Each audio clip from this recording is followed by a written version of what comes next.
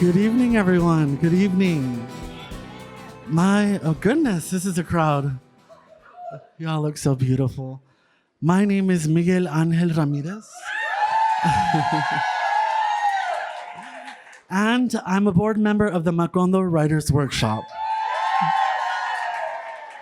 It's a joy to welcome you to Homecoming Community, the first in a three-part panel series reflecting on the impact of Macondo as we mark this milestone year, 30 years of the Macondo Writers Workshop. Macondo began as a small gathering in Sandra Cisneros' home in the King William neighborhood. I think that's not too far from here. That first meeting, intimate and intentional, planted the seeds for a literary community unlike any other. We called this series Homecoming because it is just that, a return to our shared purpose, to our lineage, and to the people who've shaped us along the way. Tonight's panel invites us to reflect on what sustains us as writers and as people, the communities we build, the ones we inherit, and the ones we imagine. In a moment when so much feels uncertain, we return to Macondo as a reminder that we don't write alone, we write among and alongside each other. We'd like to thank the City of San Antonio, Arts and Culture, for their generous support. Let's give it up for them. and to Texas Public Radio.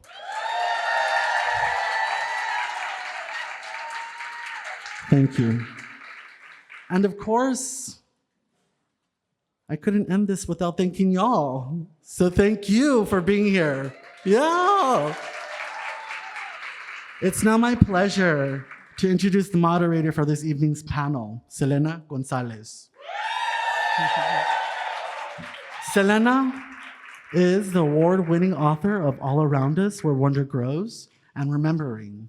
An essayist and poet, she drafted a work of visionary fiction titled Loteria Remedios during her time at Macondo in 2019.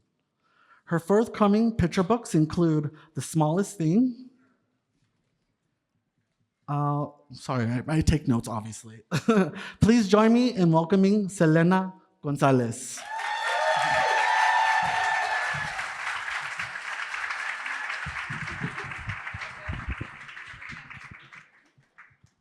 All right, thank you all so much for being here. All the thanks have been given. I want to echo them and also give a big thanks to our new mayor, Gina Ortiz-Jones. 2 days ago, she recognized this very special anniversary with her first official proclamation. We're going to bring our guests to the stage. Y'all can come up and settle in. And as they do that, I am going to introduce Rigoberto González, wherever you'd like, yeah. Sharon Bridgforth, Sandra Cisneros, and Philip Santos. We had a whole talk about where we were sitting, and then, we're just flowing. So I'm going to give the official bios, which, by the way, embarrasses all of us, but we have to do it, right? So let me start with Rigoberto, who is to my right. Rigoberto González is the author of 20 books of poetry and prose and the editor of Latino Poetry, a Library of America anthology. His awards include the Penn Volcker Award in Poetry, the Lenore Marshall Prize from the Academy of American Poets, the Shelley Memorial Prize from the Poetry Society of America, a Lambda Literary Award, the Poetry Center Book Award, a Guggenheim, Lannan, NEA, NYFA, and USA Rolon Fellowships. Is currently Distinguished Professor at the MFA program in Creative Writing at Rutgers Newark, the State University of New Jersey. Please welcome Rigoberto González.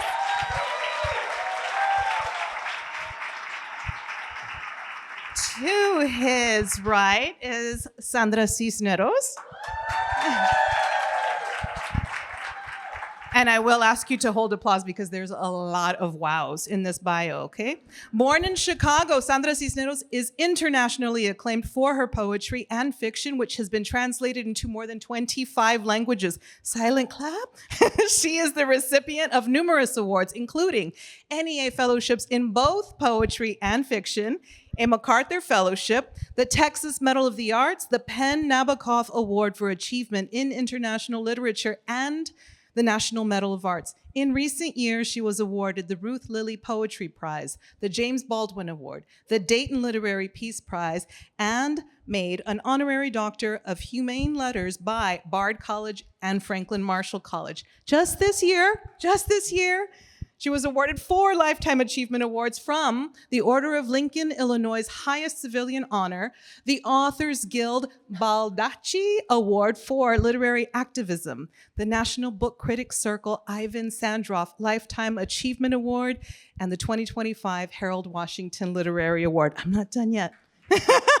Her novel, The House on Mango Street, which I think we've all read, yes, has sold more than, get this, you all, 8 million copies. And is required reading in schools at all levels. It is also banned in several spaces, especially in Texas.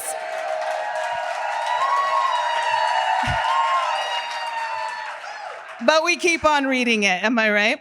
She has fostered the careers of many aspiring and emerging writers, myself included. You can raise your hand if that includes you. Through 2 nonprofits she founded, Macondo Writers, celebrating its 30th anniversary right here, right now, and the Alfredo Cisneros del Moral Foundation, named in honor of her father, and that operated for 15 years. She is currently collaborating with composer Derek Bermel on The House on Mango Street, the opera, which, just made its world premiere a few days ago at the Glimmer Glass Festival in upstate New York. As a single woman, Cisneros made the choice to have books instead of children. She is a dual citizen of the United States and Mexico and earns her living by her pen. Give it up for Sandra Cisneros.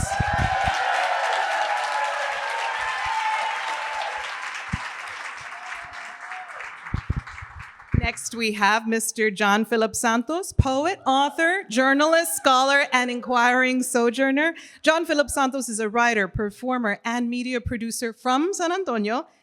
His 2 memoirs, Places Left Unfinished at the Time of Creation and The Farthest Home is an Empire of Fire, together tell the ancestral stories of his mother and father's families, an American origin story of the centuries-long migrations that emerged out of Spain, Mexico, and the lands that became South Texas. His book of poems is Songs Older Than Any Known Singer. A proud graduate of San Antonio Public Schools, you can also raise your hand if that's you. Santos was the first Latinx Americano to be selected as a Rhodes Scholar, and he holds degrees in English Literature and Language from Oxford University and Philosophy and Literature from the University of Notre Dame. After 22 years in Manhattan, Santos returned home to his borderland hometown here in 2005, where he now lives with his wife, the poet and teacher Francis Trevino Santos, and their daughter, Francesca de la Luz. A recipient of the Texas Medal for the Arts and Literature, Santos is currently professor of Borderlands Humanities and Creative Nonfiction at UTSA. Please welcome John Philip Santos.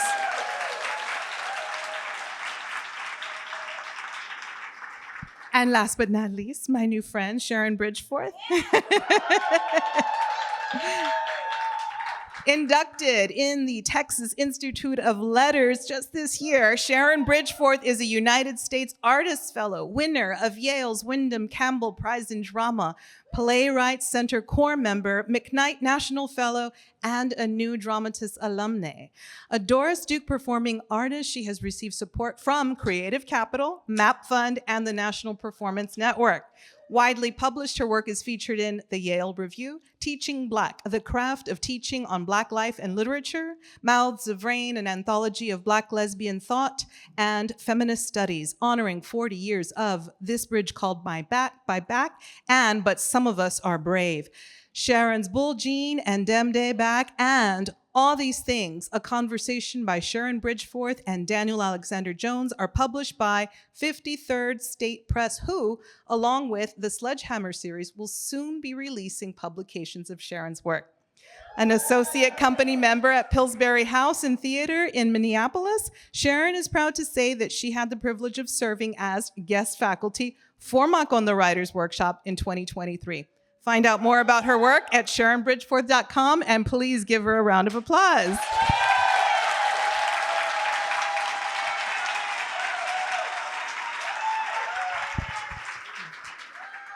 And we're done. Thank you for coming tonight. No, I'm just kidding. Okay.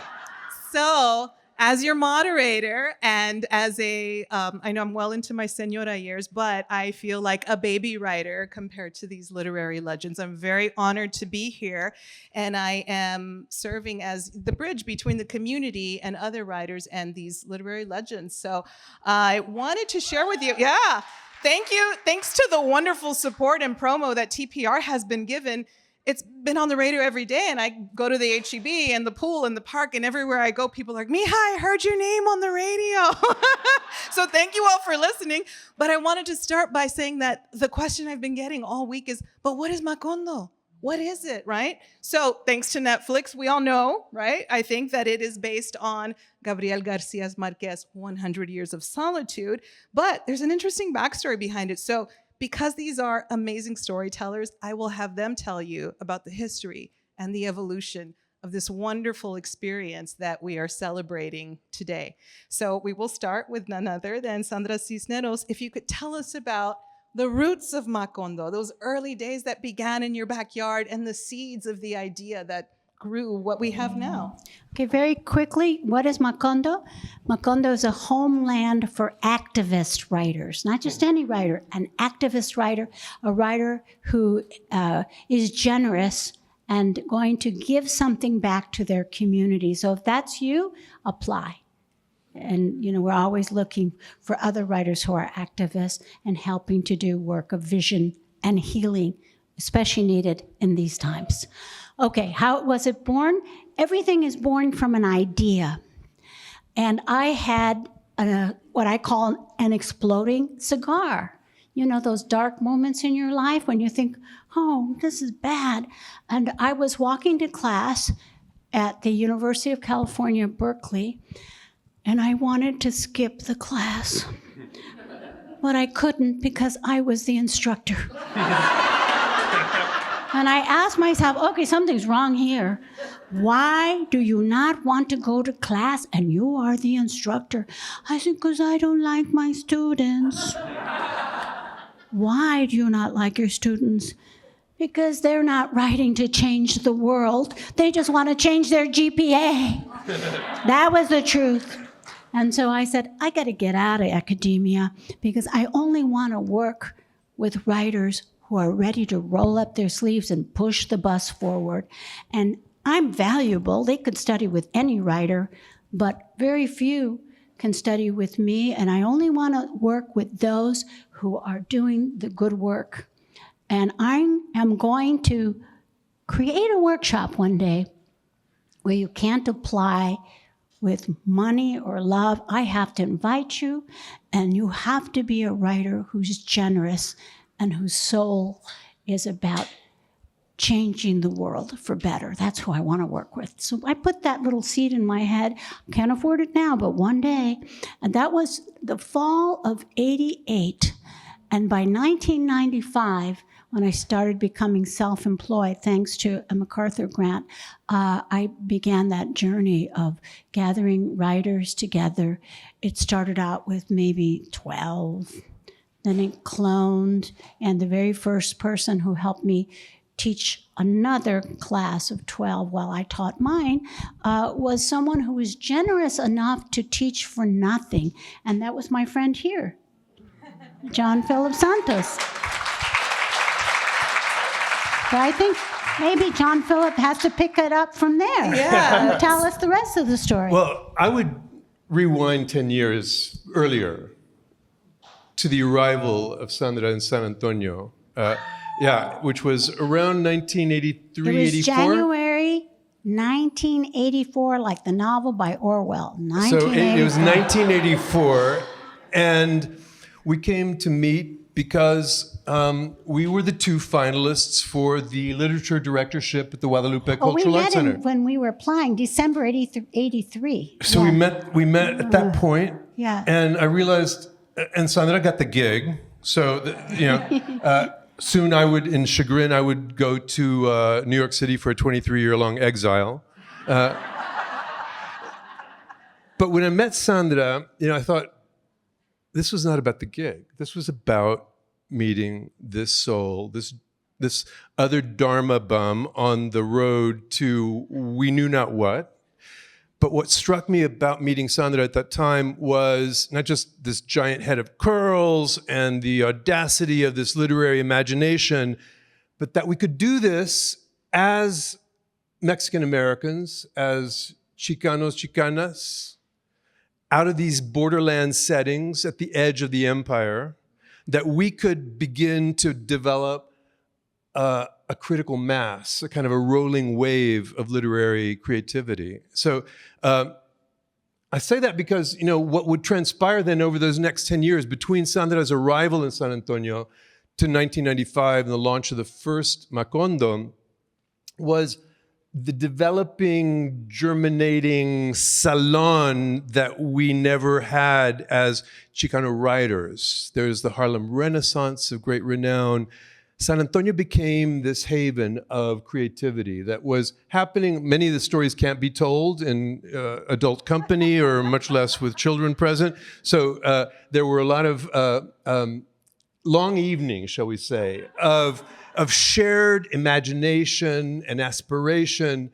That was the germ of what Macondo would then seed as a new way of convening community. And those early years, the 95 to 2000 years, very informal, finding our way, the idea that something powerful in letters, in American letters, could happen in this bilingual place at the edge of the empire, and that we could find community there in a way that just didn't exist before. So that was the great generosity of Sandra's gift to San Antonio. Well, it wasn't generosity. It was pretty selfish. generous. It was selfish. I had selfish motive because I was going mad, and I needed community, and I didn't have it, and I didn't have it with the writers who I thought were going to be my community. So I had to create my own baseball team, because I wasn't getting invited. So I just kind of, started it from scratch. And next thing I knew, it just kind of kept growing. And I couldn't have done it in my hometown of Chicago.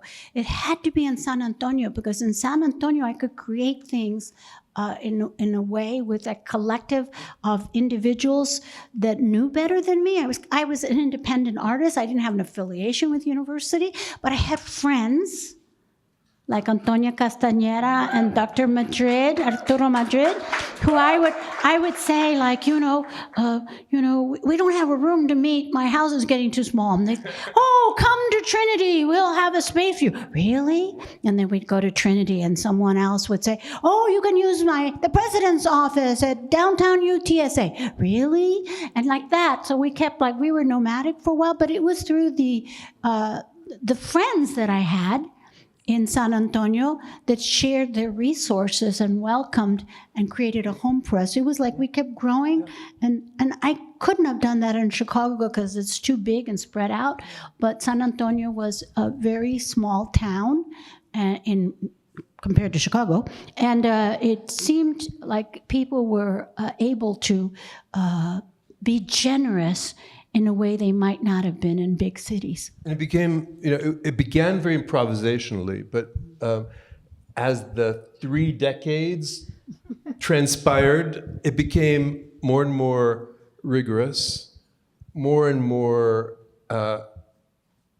encompassing in terms of all kinds of genres, all kinds of spirits, all kinds of ways of seeing the world, populating shelves of books, now. The Macondistas have written shelves of books. Many proclaimed laureates of poetry or other genres all over the country, all from the seed in San Antonio. We're so grateful to everyone who's helped. Yeah, I have to interject and make a commercial because Ruth Behar, who's a MacArthur genius, but she would always complain, but I want to be an author, creative writing. And then, over the years, she kept publishing YA books at Macondo. And then this recent one, Across So Many Seas, just won the Newbery. Congratulations, Ruth. Wow. The Newbery's a big prize. And she didn't want to announce it, so I will for her. Okay? And I also, another person who has been very close to me is the writer Yvette Chavez, and she has her third publication in the Colorado Review. Woohoo! So I have to make commercials because they won't do it, so I have to. So there you go. All right. Thank you to our sponsors. To you. So adding on to the baseball team, I want to take a moment to shout out the instructors. So John Philip was the first visiting instructor. The genres have grown, as he expressed. So I know we have Macondistas here ready to cheer for their teachers, including Benjamin Alire Sainz, who is leading fiction this year. My old friend Kevin Young leading poetry. Sarah Schulman in nonfiction. And Cristina Rivera Garza leading the multi-genre workshop. Her team won. I'm just kidding. So in case you can't tell, this is really different from other writing gatherings. So I did want to turn this next question to Rigoberto, because as writers, we're able to attend a lot of different writing festivals, conferences, other workshops, other retreats. And my question for you is, what makes this one different? We obviously all find it in our own time. And you had an interesting story in how you came to Macondo. Yes, because I learned better since then, but I was one of the few people that would say no to Sandra Cisneros. And so I remember one time I was walking in Manhattan with a friend who was visiting me, and I saw this woman walking towards us, and she was wearing this shirt with Buddhas on it. And I said to my friend, check this out. Who do you think she is, Sandra Cisneros? And it ended up that it was. And she says to me, come to Macondo. And everyone said, well, I hem and I hawed. And one of the reasons for that is because I teach during the year. So I thought, it's a summer. Do I really want to do that again? So it took a while, finally, maybe 15 years or something later. And it was last year, right? Finally I made it. And immediately I knew there was a different energy. And I'll tell you, I saw it in two ways. One, during the opening ceremony, because I knew I had about 10 students, but there were 100 people in the room. And who are these people? These are all people from the past that had been past Macondistas. They were visiting, they were passing through. And the energy just hit a very, very differently. There was a lot of affection in the room, a lot of appreciation, and a lot of statements like, oh, this place changed my life, right? And sometimes I'll hear that and I say, well, maybe they're exaggerating. And the other thing, though, that I learned very quickly when I had my first class, I thought, I don't have to prepare. I just show up and do what I always do.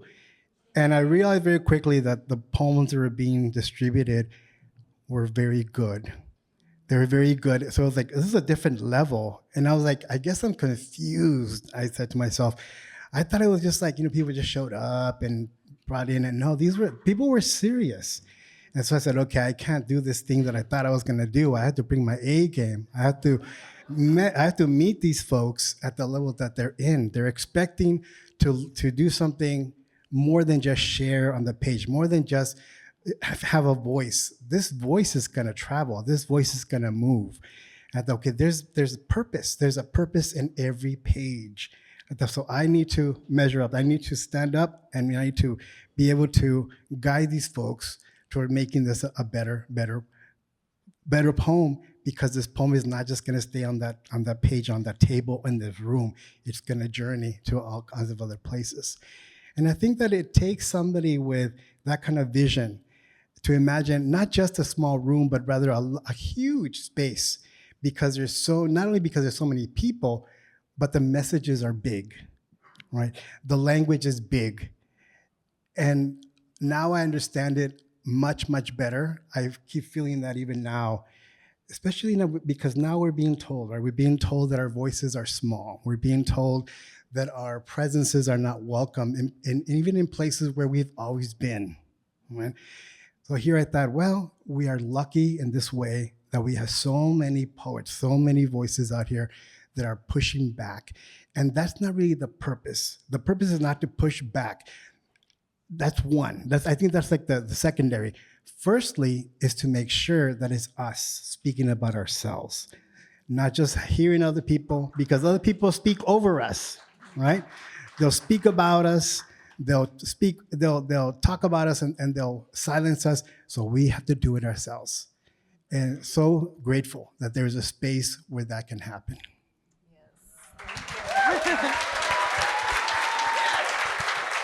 So, thank you. This space that is called Macondo, a homeland for writers, I want to read you some of the mission. It's an association of socially engaged writers working to advance creativity, foster generosity, and serve community.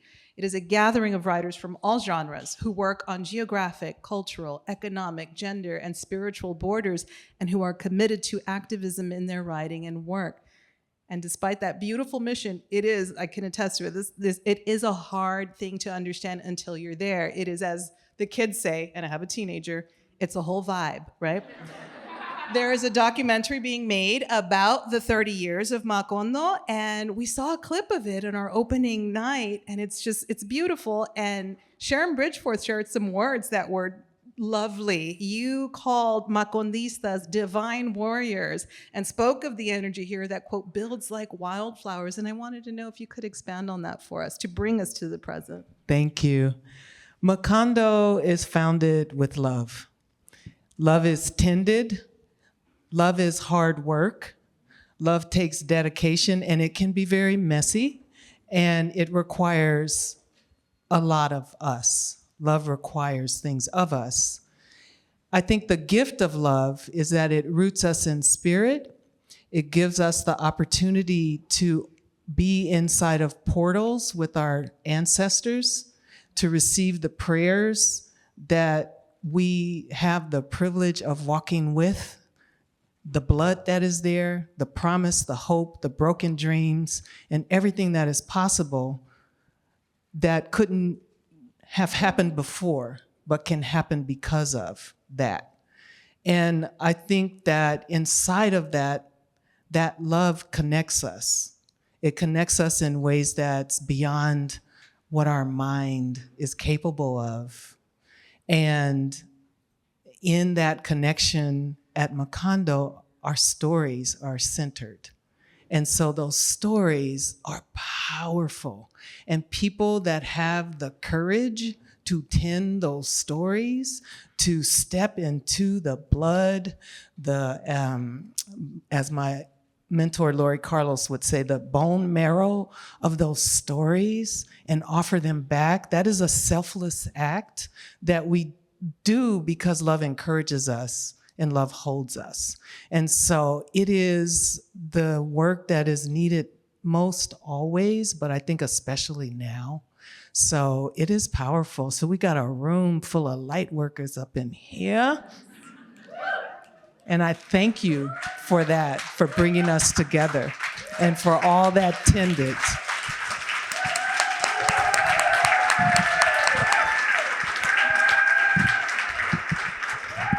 All right, friends, we have taken a look at the past. We have beautifully brought us back to the present. So buckle up, because we're looking forward into the future. That is a little bit scary right now, am I right? So I'm going to start this question with a quote by Madeleine L'Engle. The first people a dictator puts in jail are the writers, the teachers, the librarians. Some of us are double, triple threats here.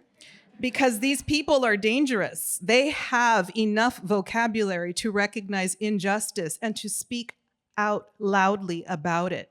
Let us have the courage to go on being dangerous people. So right now we are in a space, Texas Public Radio, our wonderful host. This very week, the regime disguising themselves as our leaders have chosen to defund public media, right? And so, but we're here and we're supporting and we're making sure that that doesn't go away, right? But I want to ask our mentors, our light workers, our guides that many of us look up to. Writing can be a very lonesome thing, right? And so it's wonderful to have community like this. Thank you again for sharing it. For building it and sharing it. But I want to hear from you all. What advice do you have for us moving forward as writers, as artists, as creators, as citizens of the world, as people who are light workers and compassionate human beings who are not on board with this? I feel like one of the most important things that I want to teach at this time is it's okay to be angry, but it's not okay to speak or act from that anger, because we're just reflecting, what's being aimed at us, and we're not transforming ourselves or our communities or guiding ourselves with anger. I began writing a book from a place of anger called House on Mango Street when I was in graduate school. And I wrote it because I felt defeated and ashamed that my house had never been written about with love. And I thought about dropping out. I was so angry that I'd never seen my book in the library or never seen my community written about with love. So my first action was one of I'll show them, I'll quit this program, which is no good. That anger was not a positive thing. It was okay to be angry, but to transform it into something that would get me moving and not hurt myself, I said, okay, I'm gonna write the book that no one can tell me I'm wrong. And that really helped me find my voice. So my book started from an angry place, but then I went out and taught at one of the poorest communities in Chicago, in Pilsen, and heard the stories of my students and started putting those stories in my neighborhood of my past. And then I was creating something out of love. So what started in anger moved me to a place of love. And that's what I like about writing, because I can be small me when I begin. Ooh, I'm gonna write about so-and-so. But I know by the time I'm done, I will have transformed that anger into a place of compassion and kindness and wisdom. And I want to remind everyone here, whatever you're protesting, think about just changing your protest sign to something positive, as opposed to a no or a hate image, to put something positive, because everything begins, remember that Macondo started with a thought, and everything we create begins with a positive thought. And you may start with anger or pain and nurture yourself, and then the miracle of art is that it leads us to la luz, to our highest self. Right now, we need to gather and organize and speak and create from our highest self. And that place opened up for me when I was writing House, without my being aware of it, from working with puro amor y amor puro, because that's the secret of opening to the highest self. Whatever you create on behalf of those you love, with no personal agenda, con puro amor y amor puro, is going to open that channel. And as soon as you start thinking of envy or anger, it's like putting chapapote in that channel. So you want to keep it clear by, maybe you got to meditate, or maybe you have to get all your anger out in a journal. But, don't blast it against yourself or innocent bystanders. Take that time to transform it. That's what meditation's about. Writing's a sitting meditation. And there's one thing writing has taught me, is that whatever you create, con puro amor y amor puro, siempre sale bonito. As long as your personal agenda's not there. That's key.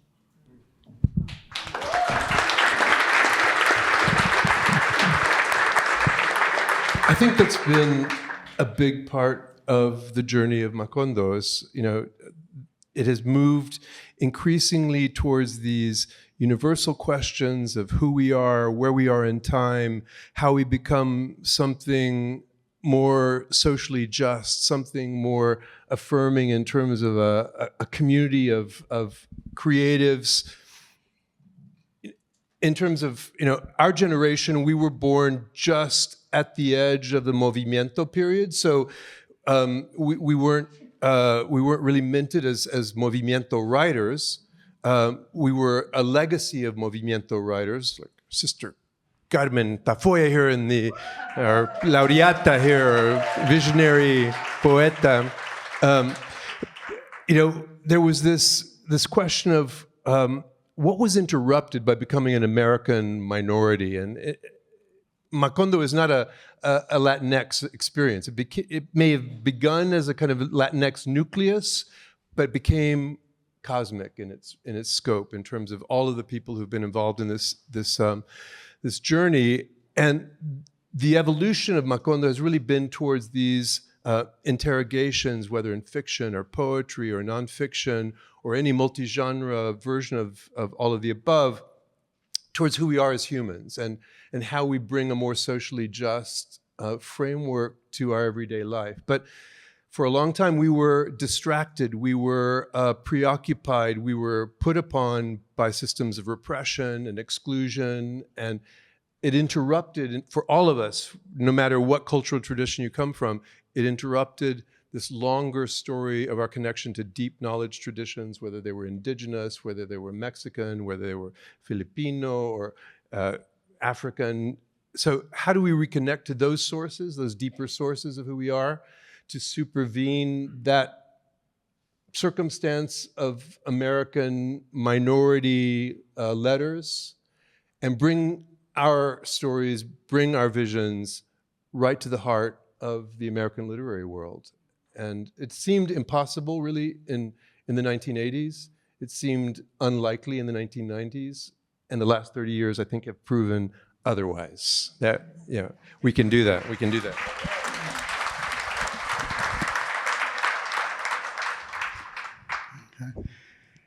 Okay. Part of this willingness to be able to speak up, to be able to stand up, to be able to measure up, is courage, right? And I'll tell you where I got my courage. I come from 3 generations of migrant farm workers. My grandfather was a supervisor, and I would look at these photographs and I'd see that my grandfather had this clipboard with a paper on it. And I was confused by that because my grandfather did not know how to read or write. And I asked my grandmother one time, what was in that piece of paper? She says, I'll show you. And so she brought the piece of paper and it was blank. I said, well, what does that mean? I said, well, no, it was just a symbol that he was a supervisor, right? That's all it was. What matters is not that it's a blank page, right? What matters is people can imagine what's in that page, right? And then secondly, my mother was undocumented. And she was part of this movement, this group of women who were trying to fight for better working conditions in the packing houses. And I remember that I was 13 years old, my brother was 12, and then my father came to explain to us that at these strikes, sometimes the owners would call the immigration and have everybody deported to scare any kind of further protests in other places. And basically he was telling us, one of these days our mother is not gonna be here, right? And I thought, here is this woman who's taking this huge risk to fight for her community, risking the loss, the separation from her own children. I said, that is a level of courage. I said, I don't think I'll ever reach that level, but if I come close to it, I'll have learned something, right? So every time I'm approached by anything that I feel is frightening or scary, I remember my mother and what she was willing to risk, right? So and sometimes I hear young people say, oh, I'm so depressed, I can't do anything, I can't write anything, I can't see anything. I said, go through that, I acknowledge it, I see it, but you need to eventually transcend that and remember that there were previous generations and our ancestors who, man, they really fought the battles that we don't even know about, right? And the risk was so great, right? It was so great, but they were willing to do that. I said, you remember that and take ownership of some of that courage. Be willing to express a little bit. Otherwise, I don't think we can really call ourselves descendants of such brave people if we are not at least try to be as brave, even a little bit, that they were, right?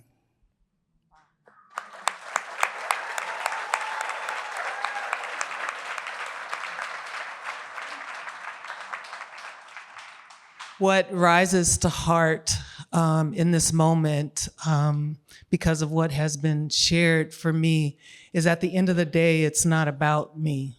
At the end of the day, it's not about us.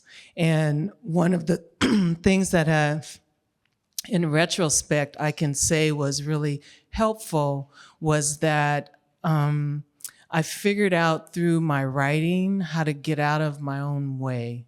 So by digging into what I would now say was wounds that some of them were older than I was. By digging into those wounds, figuring out how to heal through the articulation of what was under and what was also possible because of them, there was a kind of way that I got free. And what I can see now is that freed multi-generations in my family. I see it. I see it in my daughter. I see it in my mother. And I feel it in myself. And it is, I think, life. Like, I don't think it's ended. Like, it's just life. I think it requires that you access help, whatever that means, that is needed. And some of that stuff you can't do when you think you want to do it. So waiting is okay. But leaning into what can help, rigorously working in that process of digging up, and then also maybe honoring that not all of that needs to be shared publicly necessarily, but your voice sure will get stronger. Your vision sure will be clearer. You sure will find more truth in places that are positive energies for you to be inside of. And then also another thing I would say that's along those lines is show up. I was lucky I got to just like, you probably don't remember this, but I was following Cherie Moraga around and in the 90s, and I ended up at your house, and you were so kind, and I got to hang out, and then I just, yeah. I followed Shiri Moraga around too. We all did. I'm still following her. But showing up, and whether that meant just like driving her somewhere and then I get to be present for something magnificent that was life-changing, or, there's other things that I can think of, but like, how do you show up? And nowadays we're so spread out, but maybe showing up is an email, maybe it's a phone call, maybe it's you get yourself to that event, even if it's hard to figure out how you're gonna do it. If they reach out and say, stay in touch, stay in touch. But I think there's a way that showing up is scary and full of a lot of gifts and possibilities that you won't know until you keep stepping inside of it. I love that. Thank you all.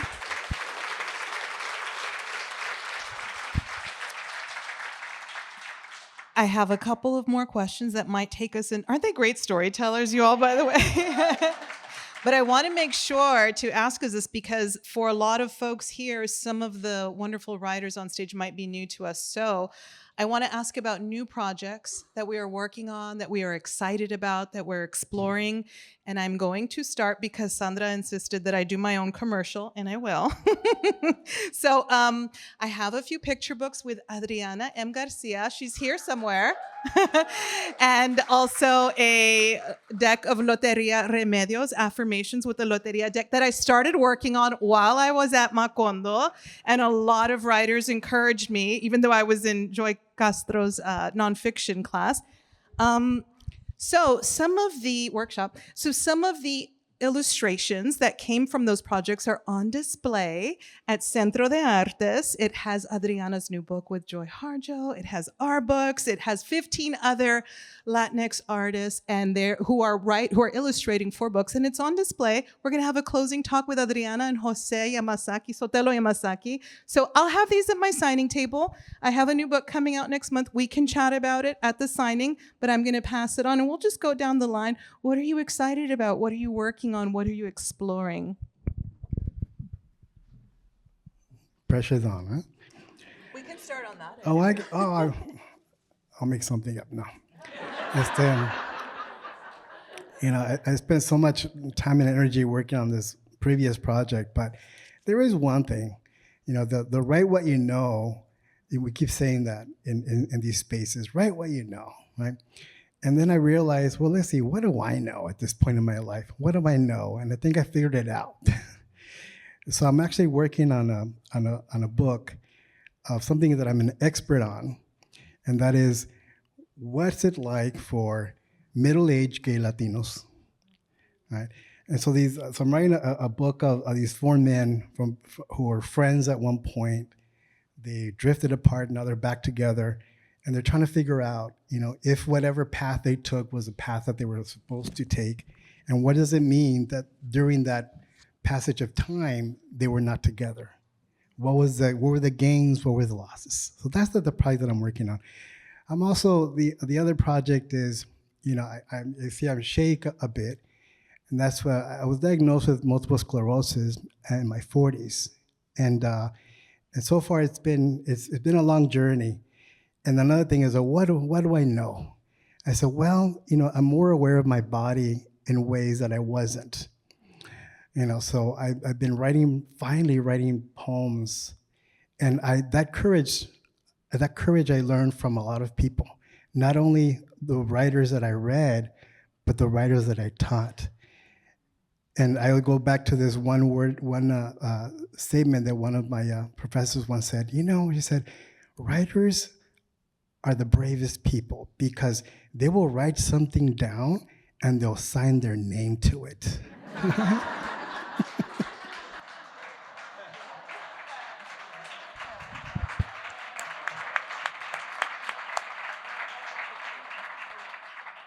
I just turned 70 this last December. Yeah.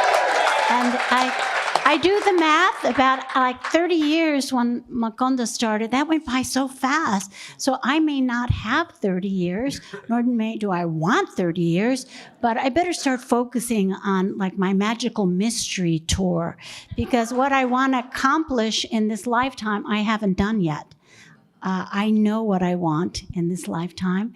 And what I want in this next phase is to become a mystic. Is that asking too much? I want to be a mystic. And, I just, everything else has happened, so why can't I be a mystic? And a lot of things I found out recently that I already am. Like, I found out I'm a medium. I thought I was extra large, but I'm actually a medium. I actually learned that I'm an intuitive, and guess what? So are you. Everybody is an intuitive, but we're miseducated in the US about this gift that we would have honed and learned how to use that muscle if we'd grown up in the hometown of our abuelos. So now that I live in Mexico, I can talk about, the spirits I've seen awake and asleep, and everybody's like, oh yeah, that happened to me too. If I tell people in the United States, they're like, ooh, but in Mexico, it's very normal to talk about death and about crossing and about the spirits. And I've had this my whole life, Maybe you do too. But it was dismissed by my family. And it's only now that I'm learning. I tell people I'm like a short wave radio with no knobs. So things come, I don't know when or how. But I want to put that in the novel I'm working on now, which is called Infinito. And it is about a male protagonist, who has this gift of being an intuitive and doesn't know what to do with it. Because I figure every novel I write is a question, and I walk towards an answer. And I don't know the question until I write the end. So I don't know the question, but I know that it'll help me to learn about my own gifts and help me to become a better mystic. That's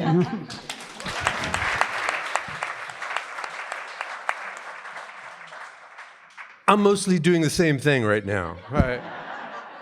As we have found in the last couple of years of our conversation over these last 40 years, this understanding, I think increasingly for me that when we met, and at least I fell in literary love with Sandra, that it was about, and we talked about American literature, we talked about world literature, writers and writing and the way of writing.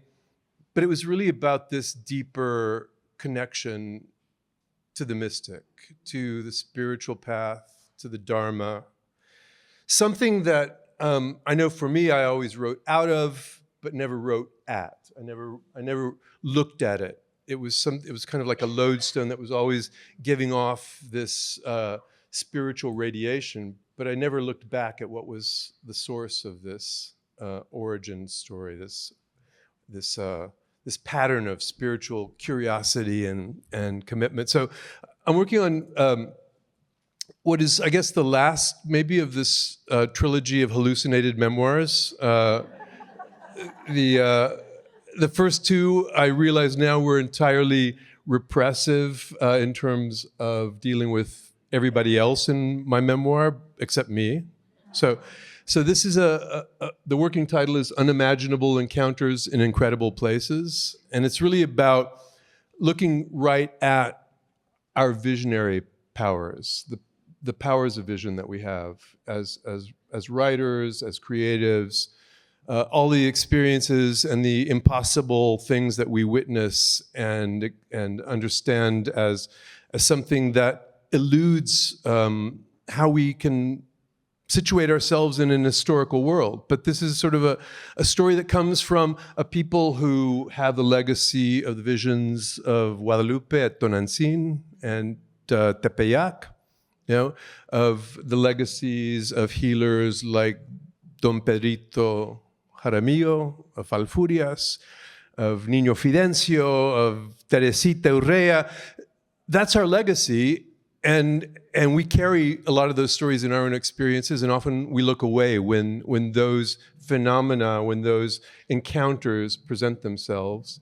And in this work, I'm trying to look directly at it in a way that I haven't before. There's a version of it that's available in a little talk that I did for an event at Rice University, the Archives of the Impossible, the inaugural gathering of the Archives of the Impossible, a great archive in Houston.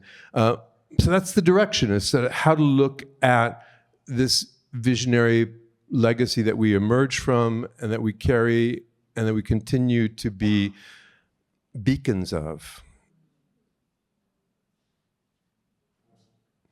It's not coming very soon, but it's coming. It's coming.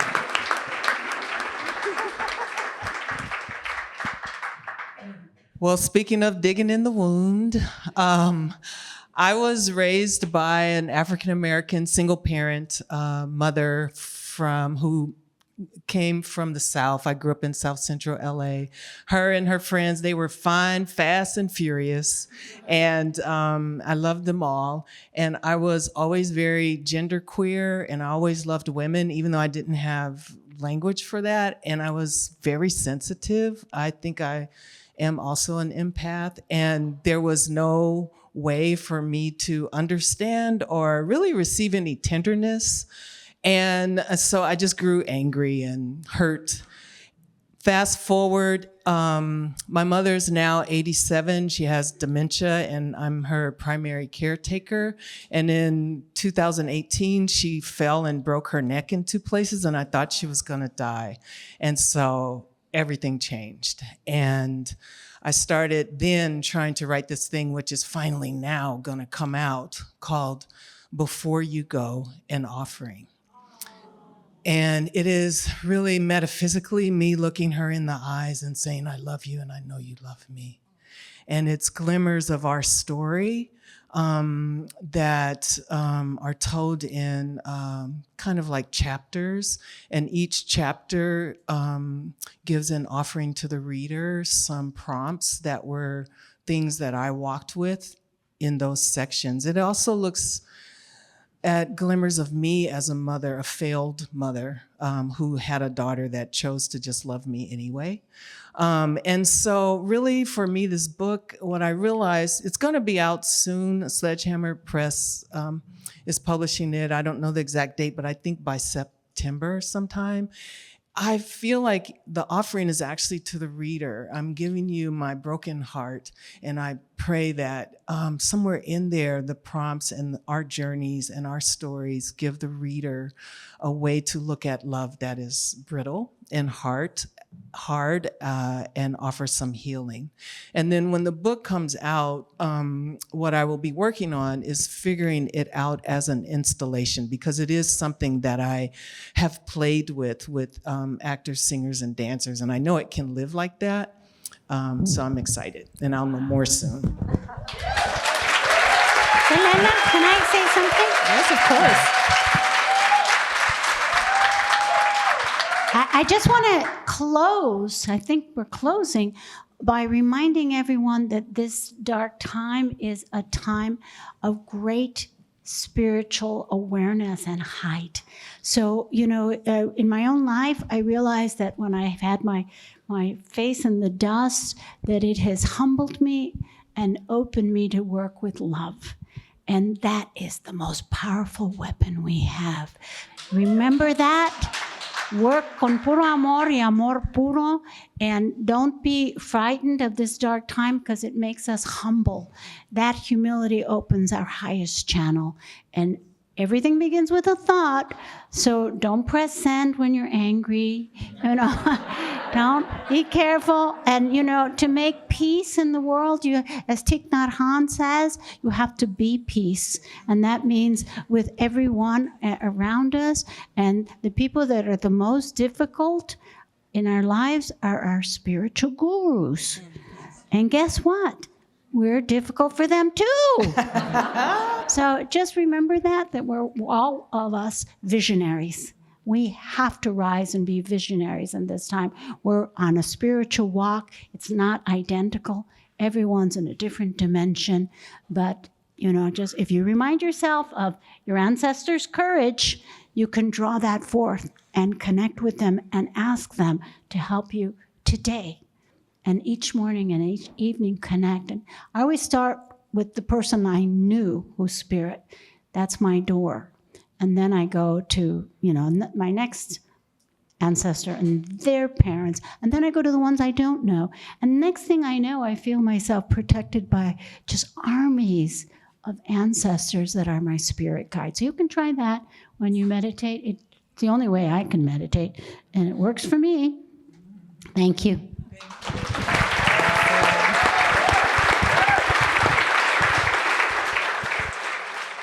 That hour flew, as did our 2-hour lunch earlier today. If you all know me, you know I'm super excited about everything that we're writing about love and courage and connecting to the ancestors and spirits.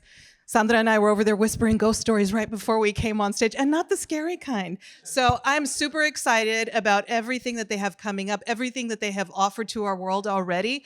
I want to tell you what we're going to do next, because if you are as excited as I am, support their work. Check it out from your library. If you can't buy a book tonight, if you can, we have the books for sale. They're going to turn the stage around in about 15 minutes, so you can support our independent bookstore, The Twig. You can support Texas Public Radio. They put this party on for free.